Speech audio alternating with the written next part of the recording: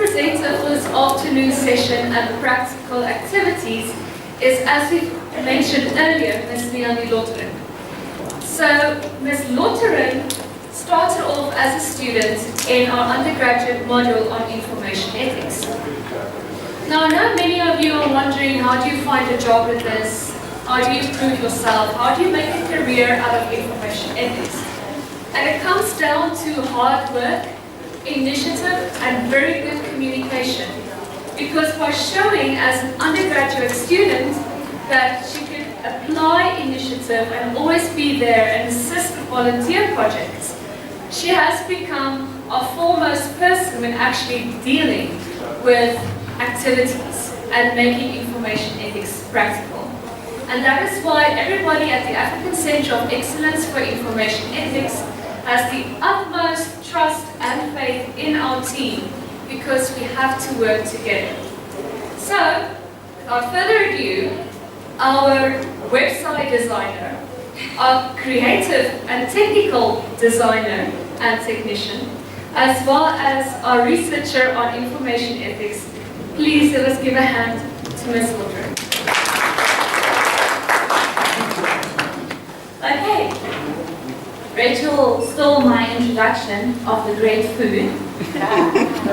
Can I maybe just, as you heard, Rachel has a lot of great things to say about us. I think much more than we deserve. But can I please, from my point of view, ask you to give my great team, who's given you such amazing information, to also just give them a round of applause. Okay, so now we are all academics. We are all very clever people sitting here, am I right? Yes. We can go out and conquer the world. Sure. Can we all be called professors now? Yes, that takes hard work and dedication. Okay, so over here, I've written down, not here, I want you to find this activity for me, page 42, in your workshop participants book. So this here, we'll see workshop participants, page 42. Okay, so how this is going to work, have you guys ever heard of the flipped classroom approach to study? Prof, Doctor, have you heard of it? Flipped classroom? It's when the knowledgeable people stand back and the audience teaches. Are you ready to teach me? Okay, I'm going to ask this question afterwards again. Alright, so why we did this today, and why we are teaching you what we are today, so that you can go out into your communities and go and teach them. As students, as IT professionals, where's my teacher? Who is the teacher? Can anyone help me? Who by profession is the teacher? A lecturer? No one. Okay. So what this aim is, by the end of this workshop, that you will be able to go and be teachers and teach them what is in the book, in this book. Alright, so let's understand. Can I hear a yes or a no? Yes. There we go. Just checking if you're still here. You're sitting so still, you look off. Okay. So on page 42, we're going to start off with a fun exercise that we always start off after the introduction. Okay, it's a little story. Do we all remember from our school days a comprehension test? Do we remember that? Yeah. I used to do very poorly in it because I would understand the test is this, but the teacher wants this. Okay, this is not the case, I promise you. Okay, so now, to also give you a little bit of idea, you see the members around your table?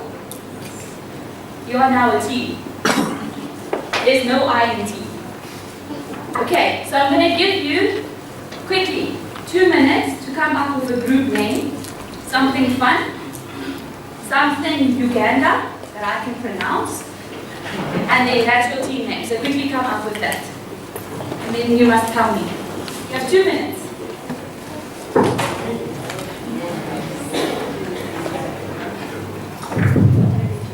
Okay, are we ready? Remember, the best team might get a prize. Okay, team name. Who's our team speaker? What is your name? Quickly. Ladies. Okay,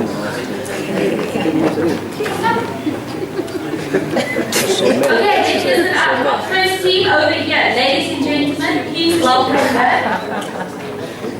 What's that? To somewhere, let's learn. Do you know Uganda? Okay. It should be Ugandan name. What do we want to be? To somewhere. Yes, there we go. They are the Cranes. cranes. There we go. Welcome.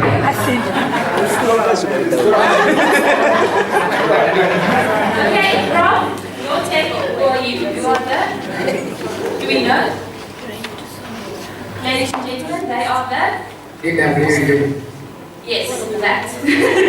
Participants. Okay. Page 42. Yeah? Are you listening? The coast. The cars. Okay. Yeah.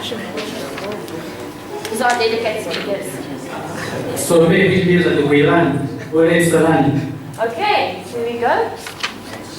This table, you have a few minutes to Going see. to steal our Here we go. Roll it, roll it. what? I think they are the best table. Do we have a team name? And the last team? Sun City. Oh, they're the Sun City. You know, in South Africa, that's one of the most expensive holidays. So they're the classy team. Okay. So are we all on page 42? Yes? Looks like this. Are we there? Okay, so what's going to happen? I'm going to read you the little story. I'm going to be the teacher. You're my class. I'm going to read you the story and then we're going to look at the questions. Okay, so I need you to follow when I start. Okay, so the title is The Scorpion and the Frog.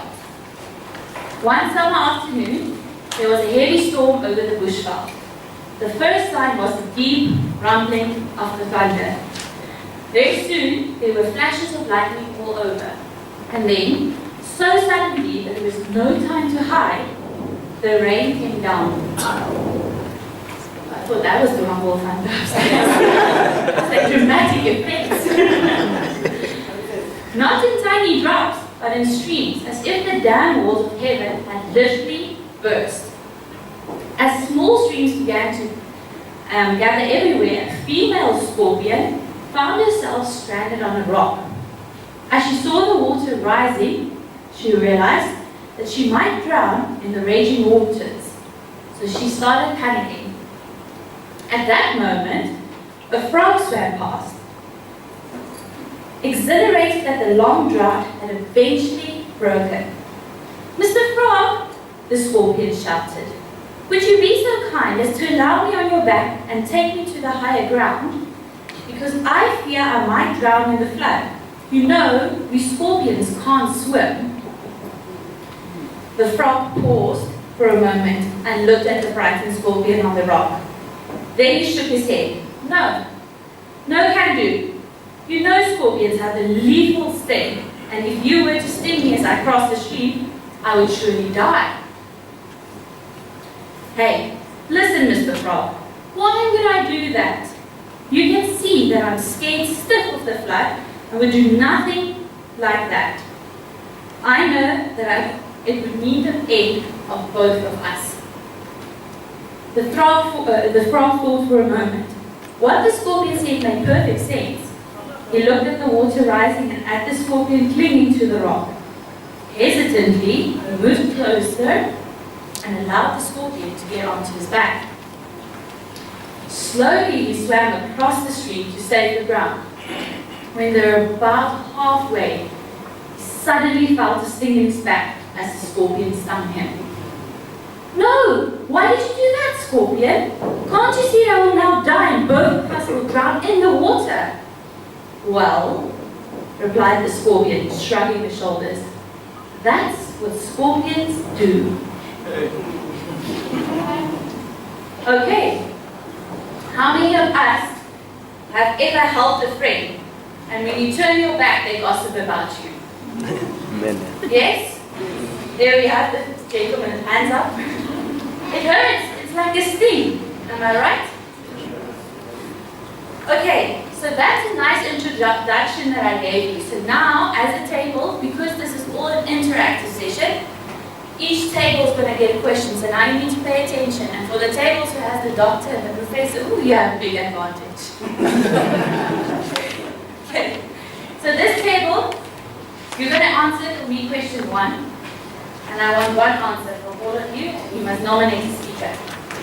Okay, this table with the very wise professor, question 2. Probably not allowed to help him, eh? You must just guide him. Okay, this table, you'll do question 3 on page 44. Okay, we've got some clever people among you. It's going to be good answers, I know. Okay, you are going to do question 5, also on page 44. Do you see it? Okay, question 6 on page 45. Are you happy? Okay. Okay, you guys are going to do question 6. Is that fine? Alright, so I'm going to give you 5 minutes. Is that good? Everyone clear on what question to do? Okay, 5 minutes. I need to hear you talking and I need to hear discussion because I want some good answers. Okay, so you have 5 minutes.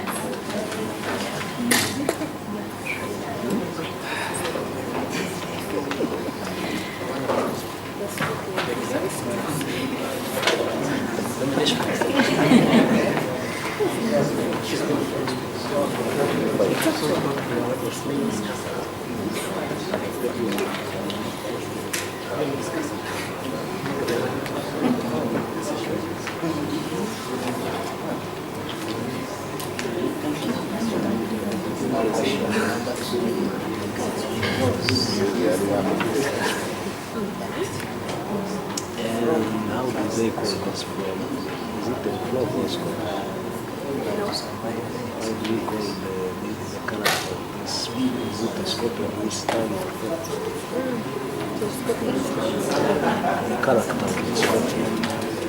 Backstabber, hypocrite, genuine.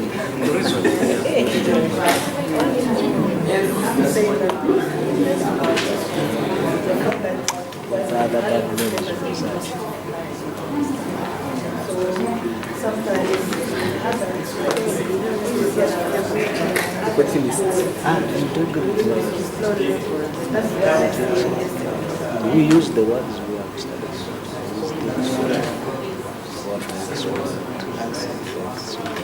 Which is a mix of there was no equality, integrity. It was even irresponsible. They give you a lift and you just and many people do that. So I send you my book, no, you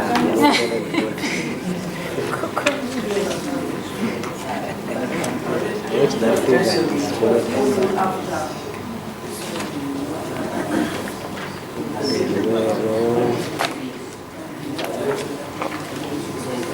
this one else. I don't know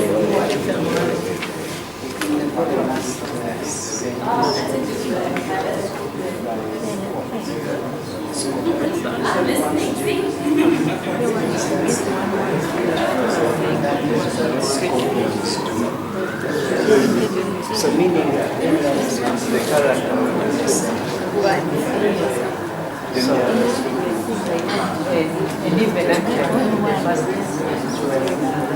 I asked him he anticipated that such a issue and if it happened Okay, you have about a minute there. Quickly.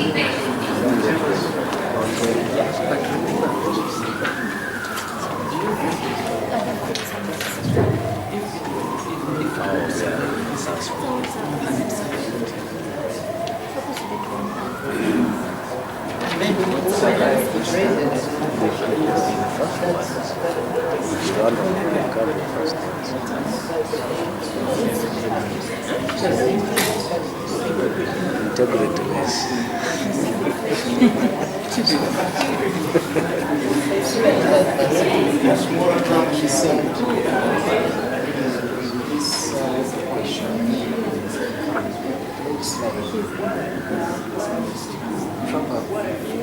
Have survived, right? Now, having survived, it's still trustless. Okay, let's start getting our feedback together. Okay, the first team, are you ready?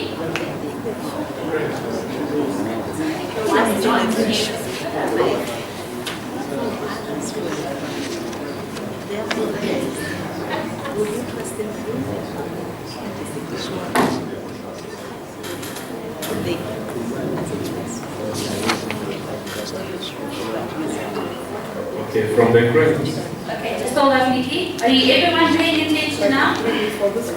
Okay, so I'm going to read the first question, and then they're going to give us the answer. And if you say yes, it's a good answer, we clap. If we say no, we say no. Let's hope for a yes, table 1. Okay, so the first question was, what is the fact that the frog picked up the scorpion? Tell us about his character.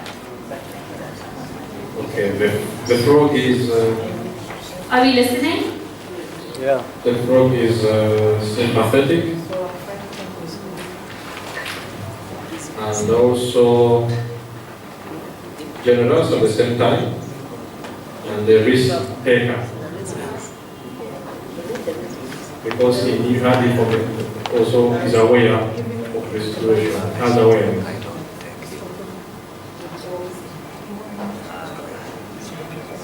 Do we agree with what they said? The main 3 things? Yes. The frog was generous. Do we agree? Yes. He was a risk taker. Yes. And awareness. He knew what was happening. Okay? Good. Let's give them a round of applause. That was good. Okay. Table 2.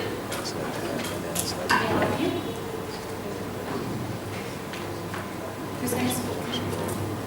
All right. I nearly took the pen out. I started talking to the pen. Because I have both of my hands. Okay, so the second question was, do you think the frog trusted the scorpion? Given a reason for the answer. So this is quite an important question. Okay? Scorpion as well? Okay, according to us, Disloyal. the frog did trust the scorpion, but because of the situation, I am loyal. when the frog saw that the water was Then rising and the scorpion was almost drowning, just allowed that. In back of the mind, the frog knew that the scorpion is a little animal and they do stay. next. Green snake in the green. Has no integrity. To access compassion. No integrity. Okay, so what they basically said is he was helping. He was helping. Okay? He knew it was dangerous. There was danger involved. And the frog was compassionate. Yeah, but the frog didn't trust the scorpion. Yes, so a lack of trust. After that? How many are we supposed to be? Trust. Are we happy? Okay, so there was also a lack of trust. We are talking about. Do we agree with that answer? Okay, well done. Okay, well, too. I think you want that you helped it. Okay, so question 3. You guys, right? Okay, do you think that he would have trust or he would trust the scorpion again if he were to have survived this experience? Disloyal. After the deliberations, we decided that we said, no, you wouldn't trust Had no integrity. the scorpion against them. Even the last paragraph, that's what scorpion always does. That these things, so it means that you would remind him that if you had rid of scorpion, it was still stinky, so you wouldn't even treat it again. Oh, very good answer. Doctor, this was you, man. Very good, very good. Pass to them. We are Okay, so question 4 was, have you ever had a frog experience? What was his 5? Question 4. Are you question 4? Who's question 4? Well, then I'll answer question 4. What were you? We have 5. Okay, then I'll do question 4. It's fine. I don't mind talking. Okay, so the question was, have you ever had a frog experience? Yes. Okay, well, I already heard yeses, and I know for a fact yes as well. Okay, let me tell you something, a personal experience. My sister, she's 5 years younger than I am, and she was in grade 9. So just in high school, and she went onto Facebook, and she was married. The status said married. There was pictures of their honeymoon, and she's never met this guy before. She was, how old was she? 15 years old. Okay, Facebook said she was married, there was pictures of their honeymoon, and do you know who did it? Her friends, to prank her. Okay, so in my opinion, that's a scorpion and a frog, because her friends who she trusted betrayed her. Okay, it took us a very long time to get the person who did it, but we did. Okay. So now question 5, yes? Who's speaking? Are you speaking? Sorry. Got too many things in my hand. Thank you. Okay, so question 5 was, what does the fact that the scorpion broke her word tell us about her character? Are we listening? It isn't loyal. It was a liar because it promised to wound and sting, much as it is known for stinging. It was a hypocrite because it kind of promised that it would be nice this time, and that leads it to having no integrity. Yes, very good. Do we agree with that answer? Yeah. We just quickly get past it, like a maze getting in between you. Okay, now your table, who's the speaker? You. The only lady. Beautiful voice. Let's hear your answer to question 6, right? So, have you ever behaved like a scorpion? Ooh, so I told you what happened. Have we ever been scorpions, ladies and gentlemen? Even if it's a little sting, even if it's a bee sting, have we ever done that? What do you say? Yes. Yes, straightforward. Okay, explain to us a bit. Why, when? You don't have to go into too much detail. Okay. For the when question, just recently, and why? It's because I felt like I needed to defend myself. Just like the scorpion, if the scorpion trusted the frog, like I think the scorpion was like, if I trust the frog to help me go through like this, what was it? Was it a river? What? Yes. The stream. What would happen? Because also a frog can be dangerous to the scorpion. So as a scorpion, you have to react fast as a way of defending yourself. Yes. And how did it make me feel? Of course, you feel bad when you backstab someone.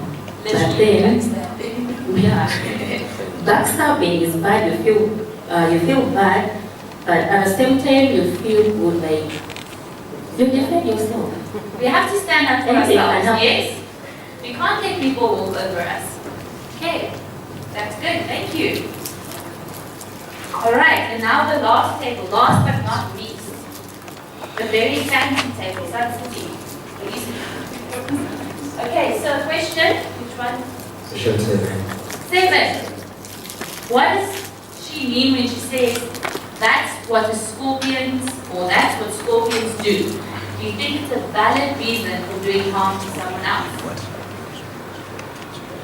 By the saying, that's what scorpions do. We should not be reliable on scorpions or any human person. We should be so reliable to them. And the reason, do you think it is a valid reason for doing this? No. The reason is we need honesty, reliability, integrity, trust. Oh wow, well done people. Yes, give you all a hand of applause. Okay, so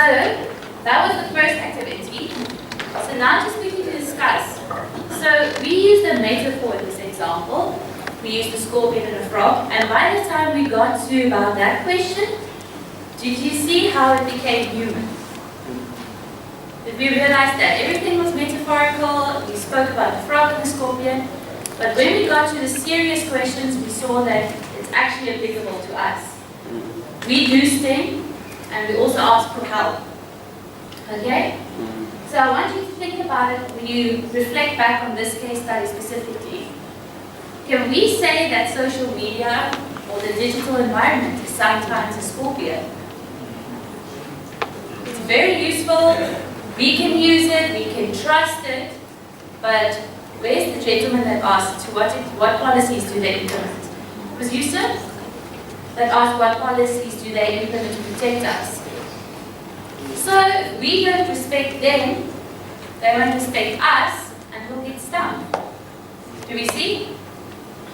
Okay, so we're going to do one more activity like that quickly. If I can just find it over here. On page 24. Activity 5, page 24.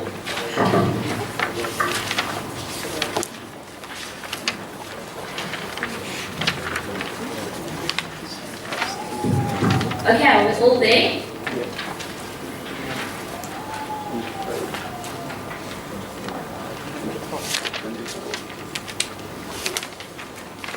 Okay, but now I am tired of reading, so I'm going to ask someone who looks half asleep to read. Now you all need to look away.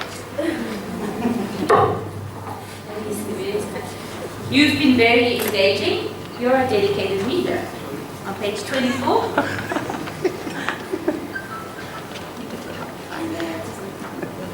Keep on unit. There we go, this case study. Okay, so this gentleman is going to read it and we're going to listen. And then also approach the question similarly. Okay, so scenario 1, Susan. Thank you for getting me off guard. You're very welcome. Scenario 1. Susan, a grade 7 learner at the primary school, regularly receives cruel emails and instant messages from a couple of other kids at school. Usually, a confident, outgoing child, Susan is now going to school because she is afraid that these kids are going to tease or bully her about her appearance and personality. She doesn't know what to do about the situation, so she often bunks school without her parents' knowledge. Thank you. Thank you. Okay, so now we have a different situation. Mr. Frog and Mrs. Scorpion now drowned. Unfortunately, they did not live happily ever after. But now we have Susan. Okay, let me just pick up all my bits. Okay, so now we're a bit in reality. Some of us raised our hands and said we have kids. But we all have a brother or a sister or a cousin, am I right? A younger sibling. So what this workshop aims to teach you is not only about information ethics and how to protect yourself, but also how to guide and protect others. Okay? Because life is not a selfish thing. You can't only worry about yourself, you have to worry about others. Am I right? Because if we all had to be selfish, it would be a very cool place to live in. I don't think I want to be here. Okay, so now I'm going to do this a bit differently. Remember I spoke previously about the flipped classroom approach? Now you're going to tell me how we're going to teach this activity and this situation, how we're going to guide a student, your sister, your brother, if this was them. If they were Susan, what would you do? Now I want to hear what you want to say. So you heard now how we handled the frog. If you want to come right down, you can write down. But I want to hear, how are you going to help Susan? Who's got an answer for me? I'm going to pick on someone, catch you off guard again. Okay, I'm going to start with this table. One from every table. Right here. How are we going to help Susan? I think we should definitely Okay, like, she's being bullied. Yes. Yes, so I think we should find out why she feels very threatened. Because we see she's outgoing, but at this moment, after that, she's afraid now. Why? Yes. Because if you're really outgoing, you can find out, pushing them off. It doesn't need to get to an extent of banking school. Exactly. And then we need to talk about her not going to school, because running up my problems doesn't solve them. Exactly. Do we agree? I think she should teach Susan how to deal with her problems. Very good. Okay, this table. You, sir. How are you going to help Susan? Now, you can't repeat what she said. Because she gave a very smart answer. Now you need to up it. Okay. To me, I would advise Susan, one, possibly to report to the authorities Yes. at school. Then I would also encourage her to become courageous enough and face those bullies. Absolutely. Yeah. Do we agree? Okay, so we're not encouraging Susan to do karate and go and kick the kids. But we want her to stand up and say, stop this. You're hurting me. Did we want? Yes?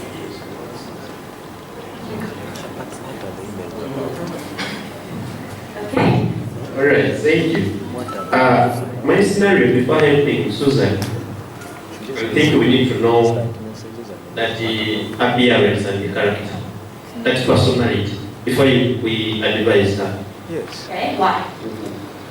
We need to know that appearance and the character that is prompting kids to send that message, intimidating her, perhaps.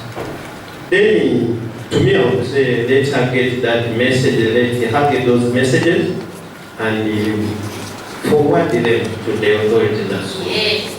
Yes. So you're saying we need proof. She needs to keep those messages. Yes, keep them. So when we forward go them to the authorities, we have proof what happened. Yes. Well done. You're thinking legally now. You're a lawyer.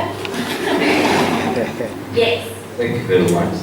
To my side, I will inquire the school setting if they have the school guidelines. Yes, school rules. Let them, based on that, advise them either to report or they go to the PTA, the Board of Governors, try to actually put it together. Okay, good.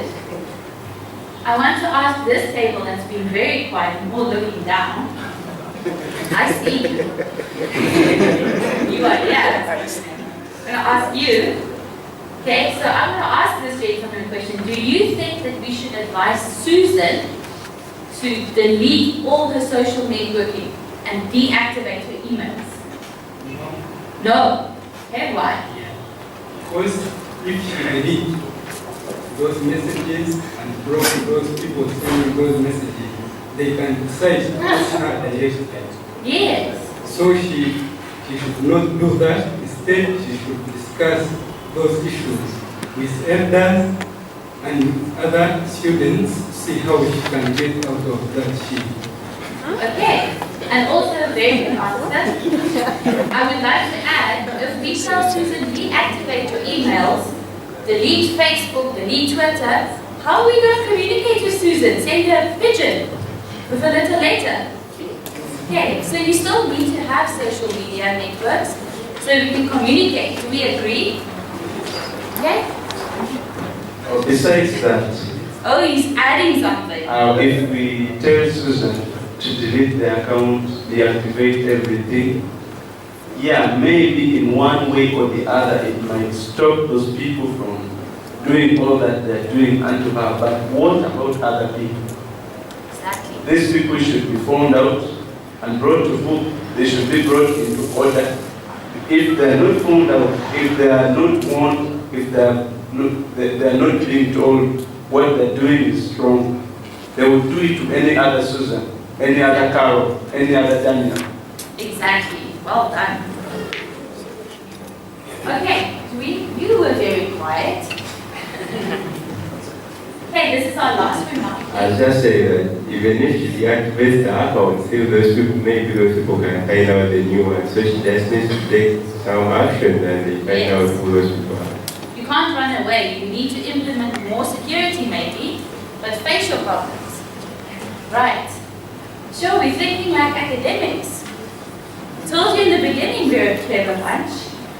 Okay, so do we now see how important it is to help others? Okay, this is a case study that was thought out by the author, but it's really applicable to everyone in everyday life. Okay, we all have a Susan. I actually laughed in a previous workshop we did.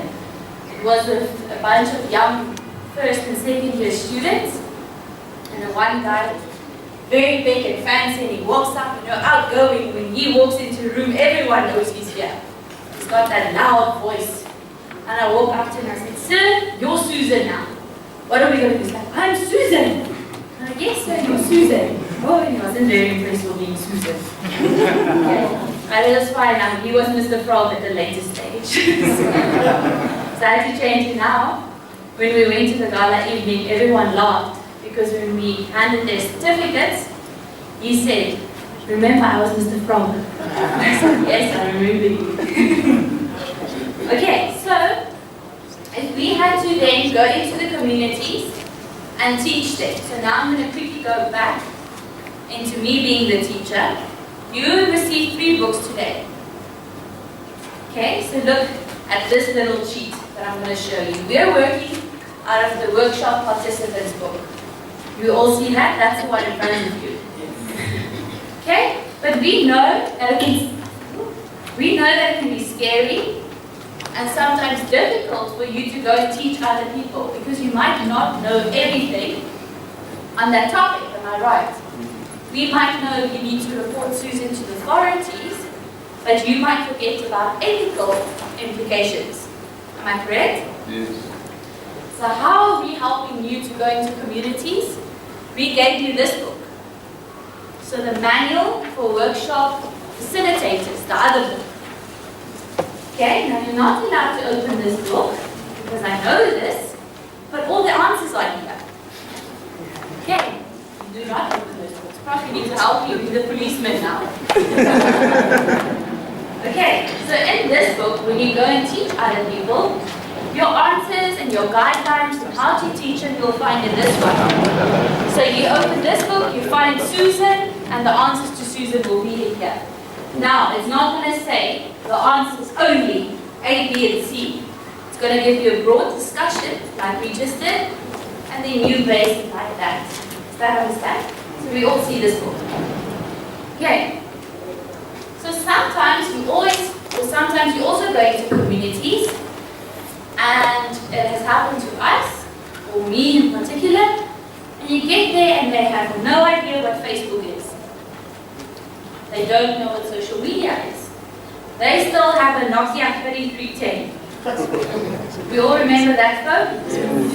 And I took my phone out and I took a picture, and they were like, "Can your phone take pictures?" Okay, so how do you teach people like that about Facebook if they don't even have a computer? Do you understand? So this is why you'll use this book. This is the 3rd book in your pack, the resource and concept book. Okay, this will help you provide the communities with a brief overview and a discussion on concepts and on themes that deal with this workshop. Okay, so if you need to discuss and tell the participants what cyberbullying is, you can go in this book and it will stand there and you can help them. Do you see how easy we're making your job? Pretty easy. Okay. So now, let's go back to the activity book. And I want to do the last activity with you. On page 51. Looks like I'm fitting all my papers that I'm doing out of my. Okay, who's going to be our dedicated reader now? It's a Susan again. Who's going to be my reader? Are you? Fantastic. I love it when people come on and exercise. I won't catch you off guard. You're safe now. Okay, so are we all on page 51? So there's a case study. So now I've taught taught you about, can I say, ethics and protecting yourself from a scorpion, protecting your brother, your sister, or your cousin from bullying. Am I right? So, Prof and Doctor mentioned something earlier, and it's called an ethical dilemma. So now, this is when you're in a situation where you are faced with a, can I say, a case study or a scenario that makes you feel uncomfortable. I once read an article where they said if you had to choose save yourself or kill someone else. So you either get killed or you get to save someone. What would you choose? That's a hard decision, am I right? Because we don't want to say, oh, I'm saving myself, because then you sound selfish. But you don't want to kill someone else. No one wants to kill someone. So that's an ethical dilemma. Do you understand? Now, this case study is also based on an ethical dilemma that has to do with religion. Okay, so our academic over there is going to read it to us. Alright, thank you. Susan Shabalala is a devoted Catholic. In terms of her religion, all her life is sacred. Catholic women may therefore not take any steps to prevent them from falling pregnant or have an abortion if they are not ready or able to give birth to a baby. The public hospital where Susan is a maternity nurse performs abortions. Susan knew this when she started working there, but was not worried because the abortions are done by doctors, not by nurses. One day at one of their regular staff meeting, maternity nurses were told that in the future they would have to assist the doctors with abortions since the demand for this had increased to the next that doctors can no longer cope up on their own. Susan refused. She knew that the abortions were legal in South Africa, but according to her, they were immoral and she would not be part of what she regarded as murder. Wow. That's quite an interesting case study, am I right? Thank you, sir, for reading for us. Can I ask a question? Is abortion legal in Uganda? It's not? Okay, in South Africa it is. Any form of abortion is perfectly legal. You can go to your clinic and have an abortion, no problem. Okay, that is South Africa. So now let's remember that when we look at Susan Chabalala. She is a Catholic and is against their religion to prevent birth of a child, born or unborn.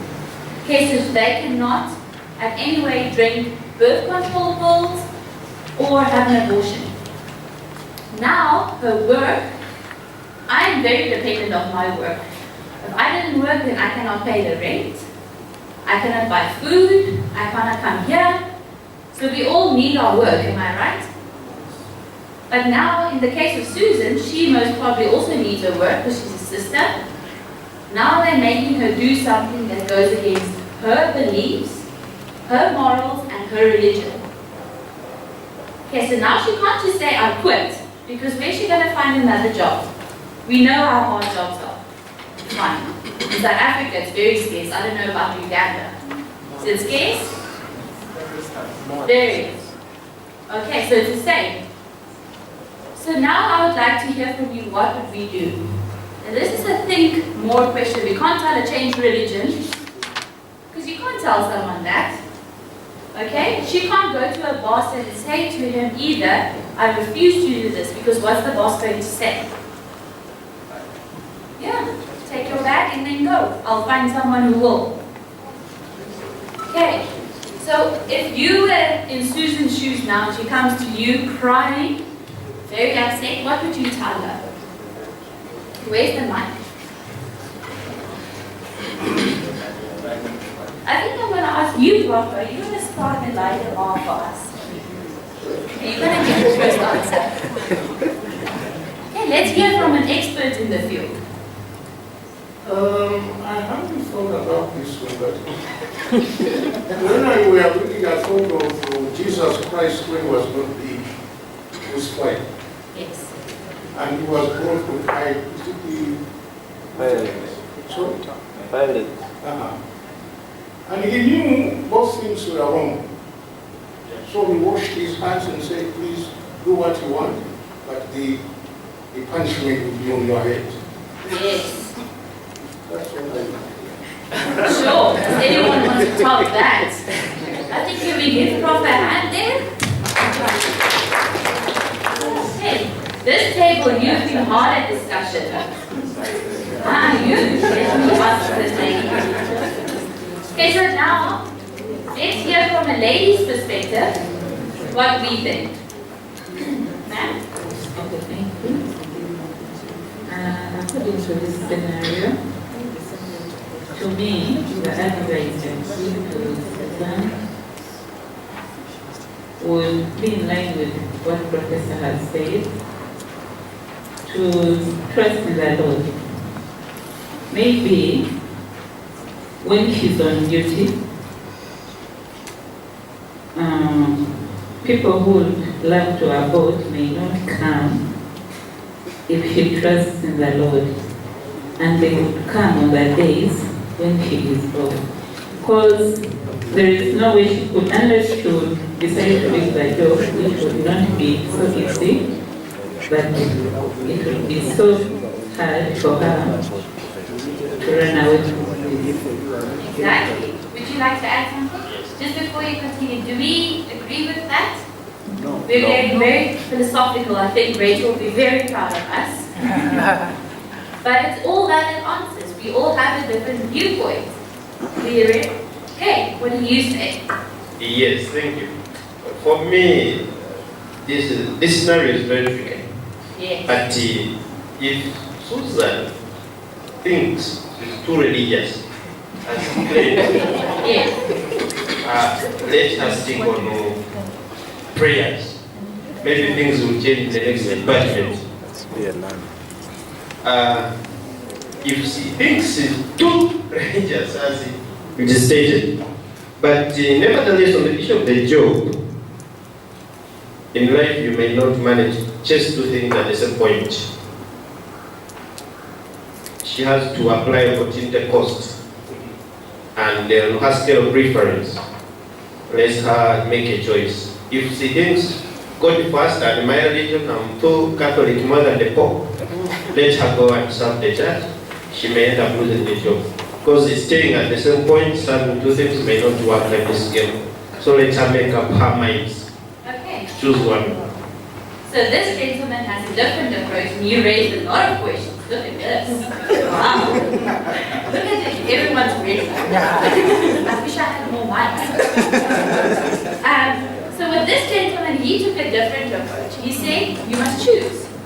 Do you want to be very Catholic, as he said, or do you want to have a work? You choose. Okay, I don't know whose hand is first, but I'm going to start here. You, number 1, 2, and 3. Okay. Who's number 4? Okay.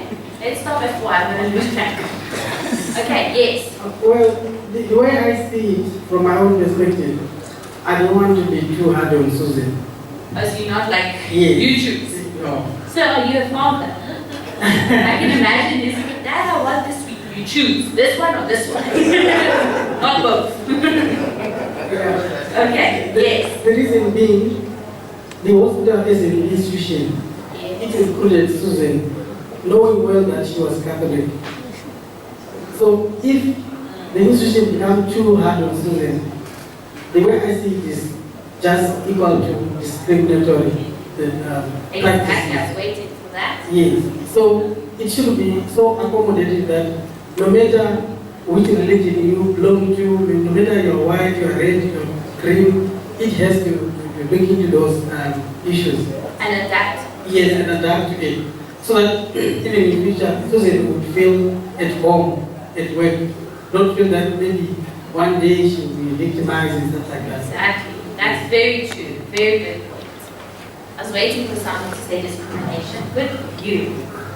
Okay, who's number 2 over there? You're number 5. 2, 3, 4, 5, 5, 6. Okay, I think it's number 4. This is an interesting scenario. Yes, let me hear your answer. I would say sometimes it's good to stand with your belief. Susan's case, I don't think our faith should stop her from doing her job, and I don't think carrying out abortion is the only part of the activities she does at her job. And this is just something that's supposed to help the doctors. She can say no and stick to her no, and ask for other tasks to be given to her, while other people can do what they think is right. Yeah. I am someone who works at the College of Computing. I stick to what I believe. I do not follow everything my supervisors tell me to do if it is against what I believe is ethically right for me to do. Okay, do we agree? We're getting a good sense of politicians. Strong answers. Okay, here we go. Thank you. I wanted to remind Professor that when he was telling us at the beginning, he said that professionalism knows no political views, knows no religion. That's why they're a professional. And if Susan is a nurse, and that is her profession, and she's going to be professional, she's going to put her religion and beliefs and culture to the side and stick to doing the job the government wants. If I got you right at the beginning, because I was taking notes and you said to be professional, put these other things aside and do your job. Okay. Sometimes common sense. Okay,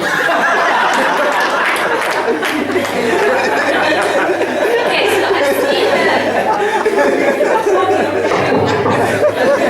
wise man. Okay, I see your hands. I'm quickly going to change that situation a bit, and then the other hands you still need to answer. So I know you still need to answer. You had enough? Would you like to explain? You see, being a Christian is very difficult. There is a question, a piece of thing we read in the Bible, saying that even if your sins were as red as scarlet, they will be forgiven. Now, what if Susan aborted and went and repented? You're getting very philosophical. Will be digital wellness and ethics and religion. Okay, I'm quickly going to change the situation a bit and bring it more to ICTs. Is that okay? Before we get too philosophical, Okay, so let's say you work for a company. It is the top company, and you get a big salary every month. You have a lovely house, a beautiful wife, a beautiful husband, lots of kids, a whole school bus full of kids, and you have to take care of them. Now your company comes to you and says, sir, you are very talented. I need you to hack in and steal money from someone. And you say, why? Like, you don't need to know. If you don't do it, I don't want to see you tomorrow. Okay? Now, what do we think? Do we stay to our job? Yeah. Which job? There's job description. What one is there? See, in my understanding, that is more of a crime. The previous one was not a crime, it was a professional duty. This one is a crime. When they tell you to hack somebody's system or bank, that is more of an offense than the previous one. Secondly, I don't want to sound morally just like other previous speakers. Susan, when she was getting this job, when she was being hired, I'm so sure she signed certain rules and regulations that pertain to the job that she is doing, including the company organizational policy. Yes. I'm told doctors are not supposed to treat their relatives. I stand to be corrected if there are doctors in this room, but that's what I hear. Now, supposing Susan's mother was brought to hospital and she is critically ill, and it's only Susan on duty, would she help the mother survive? And thirdly, abortions in this country, I'm taking it back a little, are legal. So she can be protected by law in a way. She will put the religious issues aside and then be protected by the national legislation that tells her to abort. Yes. But the second scenario, that one is more of a crime than a professional whatever, a role and duty is supposed to perform as a person of one. So I will definitely refuse, and I will defend myself that I cannot commit this kind of crime because I'm being coerced to do so. Even if you're my boss, I will protect my strong. Okay, do we agree with that? Yes. Do we also see that stealing is more crime than, or an ethical dilemma than maybe abortion when you're Catholic? Okay, you wanted to add something. Do you want to say it now? You have got a good memory. Okay, for the first scenario, I think Susan shouldn't say no to her professional duties because the different cases in which people take abortions. Sometimes it's not because you want or you wanted that pregnancy. Sometimes it's going to be like a risk to your health, and the only way you can save your life is to abort. Exactly, or maybe she was raped. Yes, or she was raped. Okay. And then the second scenario, if I was in that position, I think most people go, what to do? Okay, but what would you do? What? Sorry? I think it's because the daily switch does never answer. And it's here. No, okay, like, if I was in that position, one, I would have like a negotiation with my boss if I'm to commit this crime. And if it's for like maybe the company's benefit or something, first I'll lay out conditions. If I have to do this, it's not on me. I didn't know about it and it's all on me. We have to sign an agreement.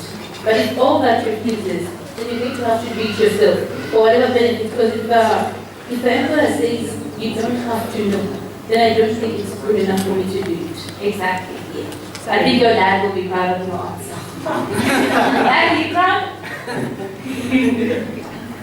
Okay. I'm going to take one more comment and then we're going to do the last activity. Okay? Something on the hacking. Yes? I will talk about both hacking and religion. Okay. Actually, he brought out some point that I felt is sensitive and worthy for us to share.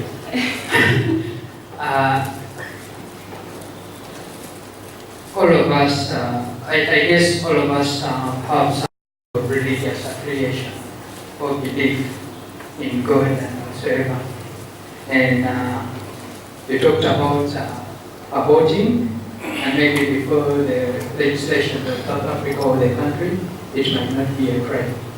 I mean, it might not be a crime, but before God, that's a big crime. Well, for me, if I don't like that, I'm into a computer, I steal money. Before the country, it might be a big crime. Well, before God, it might be a big crime. Yeah. I think we can discuss that after the strong company. What a nice Compare someone who was hacked into a system and then someone who was murdered before God, which I never began. What is your religion? Okay, Prof, I'm going to give to you and then we're going to move on and we can discuss this after this, but we don't want to keep you too long. Prof, final words. This scenario we are talking, we are happening in the States. A neighbor who was a librarian had a visit like the daughter of his neighbor. And this girl came and said, where do we find books on abortion? The public librarian said, oh, on that shelf. And she picked one and went and tried to abort, and he died in the process. So this neighbor said, it couldn't have been you, my neighbor, to give this book to my daughter to abort. So he went to court, and the court had fulfilled the code of ethics. And that's why he said no more rules. And the man was acquitted. Sure. Okay. Yes, let's give a hand to you all. That was a brilliant question. Thank you, Mark, as well. Okay, so now, I think after that we are very clear on what an ethical dilemma is, or a moral dilemma. Yes? We are very knowledgeable. Okay, so quickly to finish up now, if you would please go to page 8. And I promise there is a method behind my madness. Okay? So I'm ending off with how you would start. Does that make sense?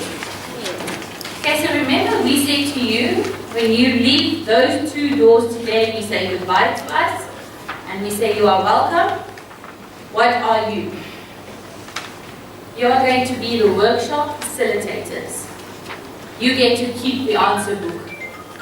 Okay. So if you go to page 8, there is a table that looks like this. Okay?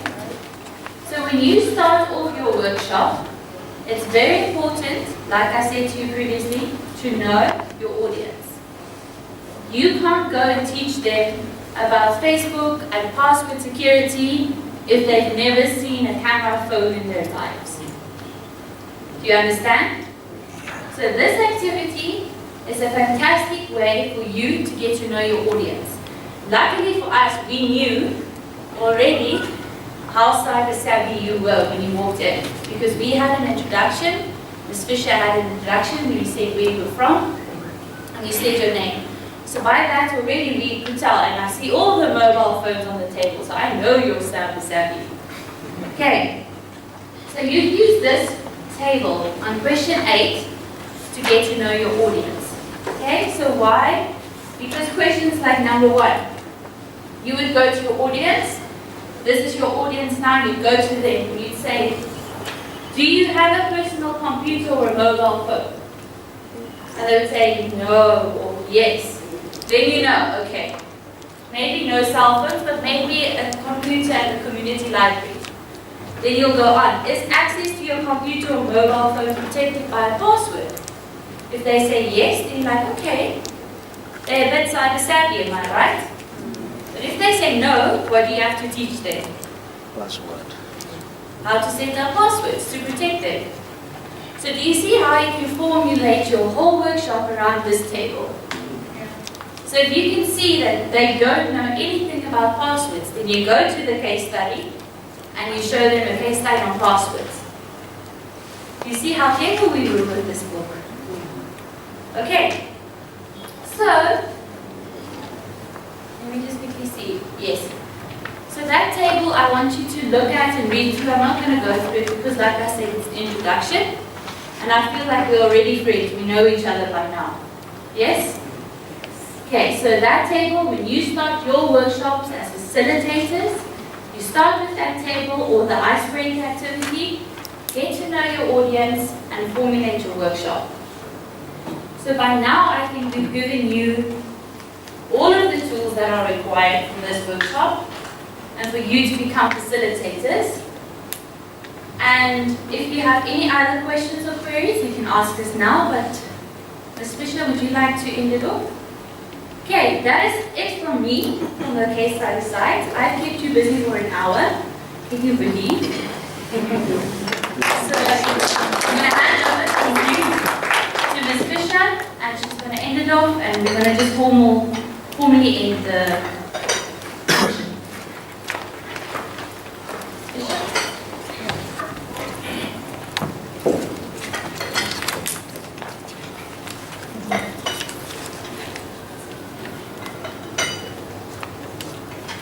Okay, I think that you all kept quite busy, but can we have another round of applause for Ms. Lottering? Do you have any questions from this session you would like to ask? No religious. If you have any religious questions, I'd like to remind you of Professor Isaac Okongu Kenya. You can book an appointment with him. I'm sure he'll be glad to speak to you. Okay, we took you on a long journey. Oh, there's a question. one question. Where's the other mic? Is that okay? I'm coming. See, she can even sing. Maybe next time around we'll do a musical workshop. Don't get my name, but my question goes to the last presenter when you are going for lunch.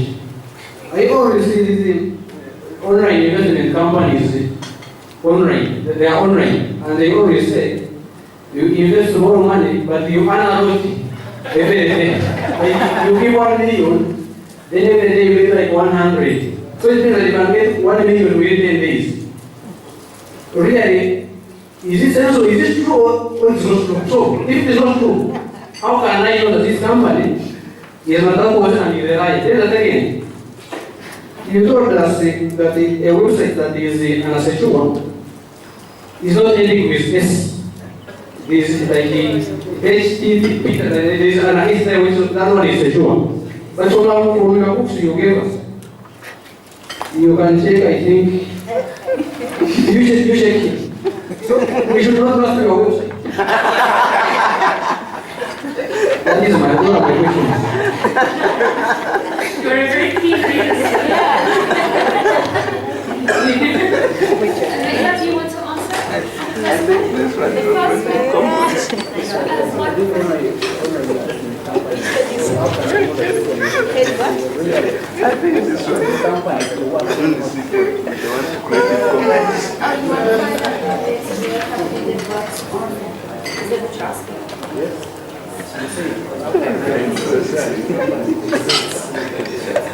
Okay, the first question was whether you would know the company really exists.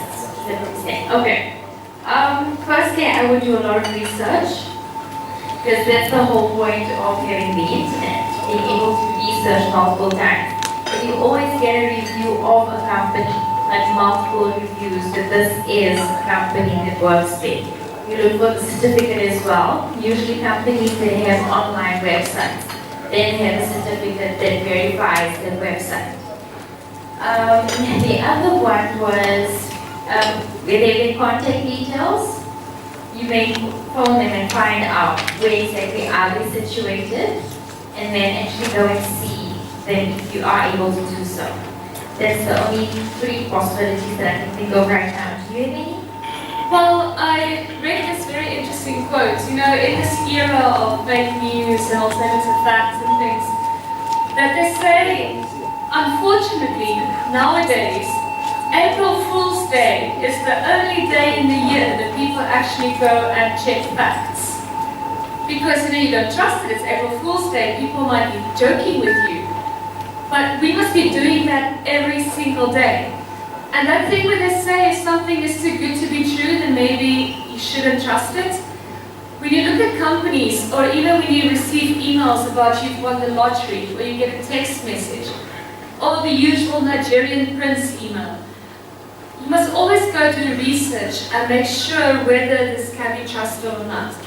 In most cases, Stanbic won't phone you from the branch here at Garden City and tell you come and collect money.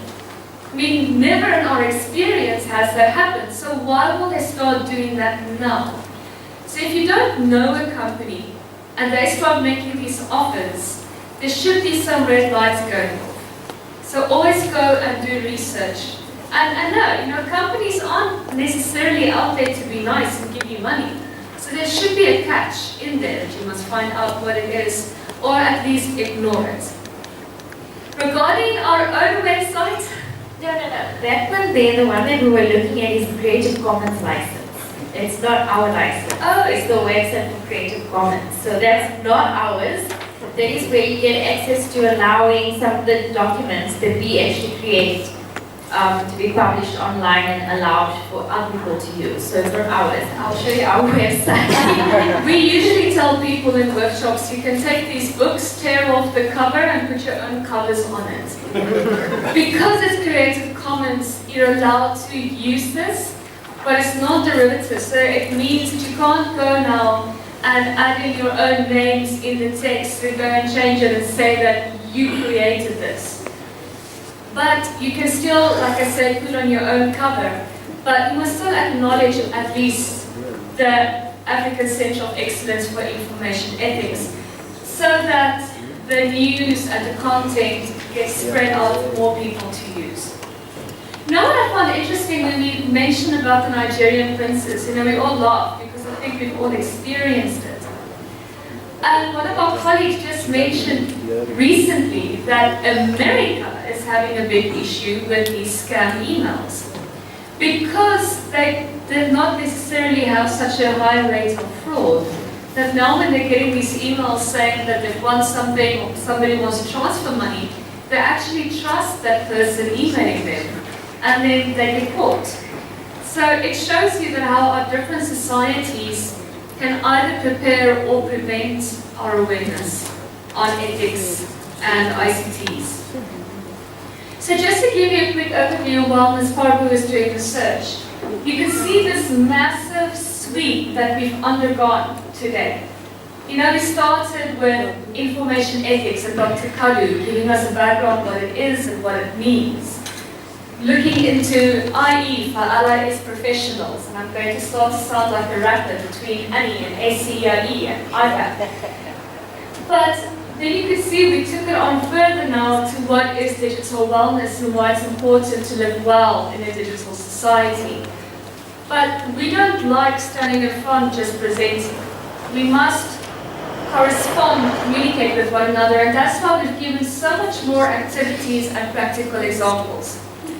In the end, we want you to walk out of here and use the books or at least your experience and help with other people and training and to raise awareness.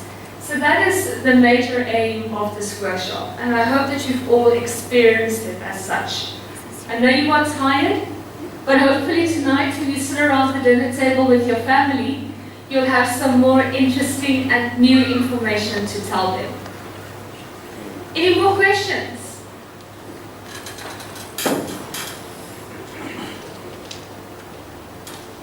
Okay, my question is about the scenario where you've been stung by the scorpion. Yes.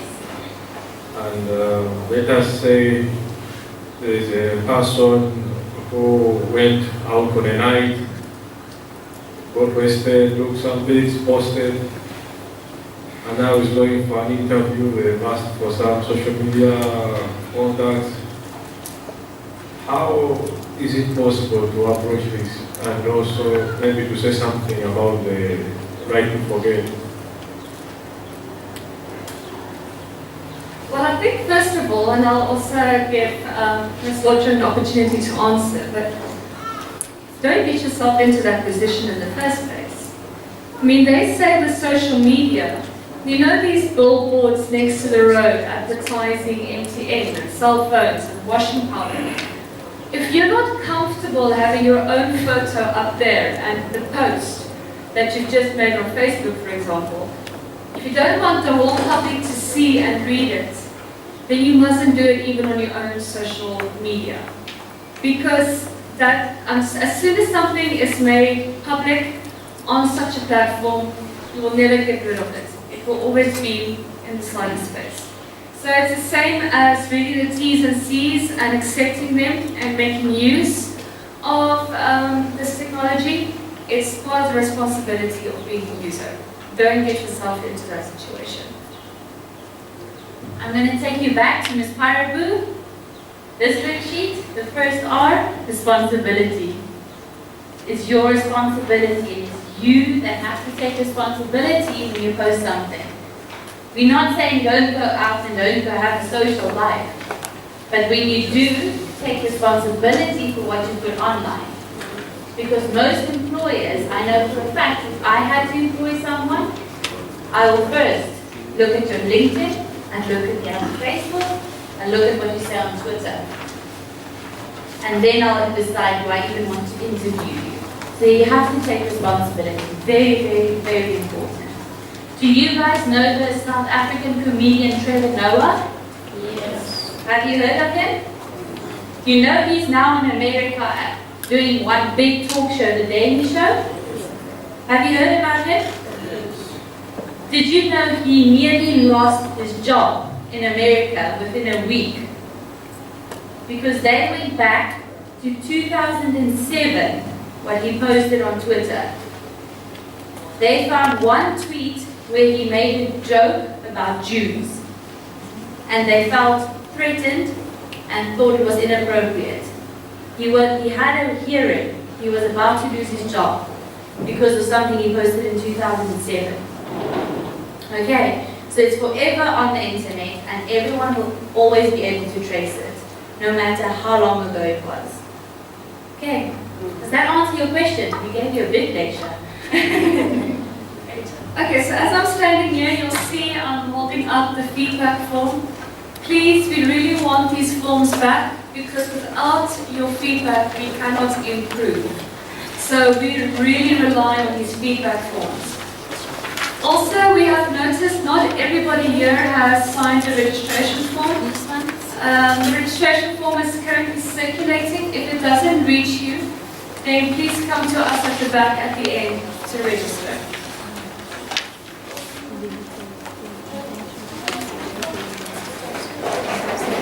Okay, while Ms. Brocco is still going towards the website.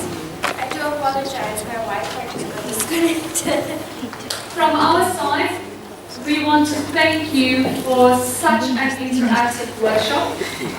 I think we've learned a lot from your questions and your own experiences, and we'll definitely take these and improve our future workshops. Do research and look at examples relevant also for the Ugandan landscape. We hope to see most of you next year in April for the Skexal conference. And you have our email addresses, our website. So please don't hesitate at any point if you want to send us an email or if you just want to communicate with us. Remember, all our books, not even the toolkit, this toolkit you see in front of you, are only 3 books consisting of a set of 9 books. We didn't bring you all 9 books because the workshop books contain all the information in general. But all the others are available online for a free download. We also have our tertiary education curriculum books. We've got a reader, we've got a concepts book, so it's definitely a wide variety. On the screen, there's our website. As is pointed out, sir, we have noticed that if we access it from Uganda, it actually says our website is not secure. Okay, but if you go from via the portal, it's secure. Yes. So you'll see the logo. You can see there the S. So if you go through our portal, you'll be able to go through a secure website to our. But if you just search our names, you will see it will say connection is not secure. But then again, it also goes about trust and doing research beforehand. Let us go to the books. You'll see there on the side is open access material. You can go to the books, for example. You also have quick links at the bottom, so if you don't want to search through the tabs. There you'll see our concepts, information ethics in Africa, cross-cutting themes written by representatives from Africa, for an Africa reader. Under material, you will see toolkits, under the toolkit, move and traffic light 10 for you to download and make use of. And under a toolkit for digital wellness, there you will find all 9 books available for free download. Okay, so all the information is available on this website. Okay, please tell them about the toddler's book. That's my favorite book. Okay, part of the package we've got, as we said, you did the workshop books, facilitators and participants. Then we've got 2 books for secondary schools, for teachers and for pupils. We've got another set for primary schools, teachers, and then pupils and their parents. We've got a volunteer community-based book. So if you want to do projects within your communities on ICTs, there are 5 projects linked to that. And the 9th book is called Digital Wellness. So we have Digital Wellness and then we have Digital Wellness. That is specifically for toddlers. There are 2 editions, black and white and color. So you can download the black and white book for children to color in some interactive questions, guiding questions that the teacher or the parent can actually ask the children to get them to interact on these concepts. Okay, so that's a lot of information. We would like to thank you once again for spending your day with us. It hasn't started raining yet, so we hope you all travel safely back to Nokono and wherever it is that you are staying within Kampala and outside Kampala. Webalenyo.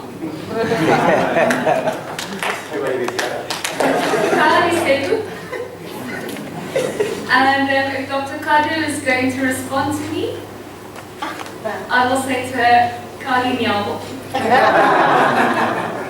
Okay, so this is just a little preview of what the book looks like. So it's got concepts and all those, and then Rachel over here actually wrote most of the, well, all of the books actually. Yeah, so if you have kids, toddlers, little fat birds. You calling their kitties little fat birds? I'm kidding. So it's just, each one has like a story and a moral behind it. So if you want to take this home and, teach your children about how to actually use our technologies and safely actually using them, this is a good way of starting them off, and they can color while you're reading to them as well. Okay, this workshop then is formally over and we close the session. You're welcome to ask us more questions afterwards. We thank you.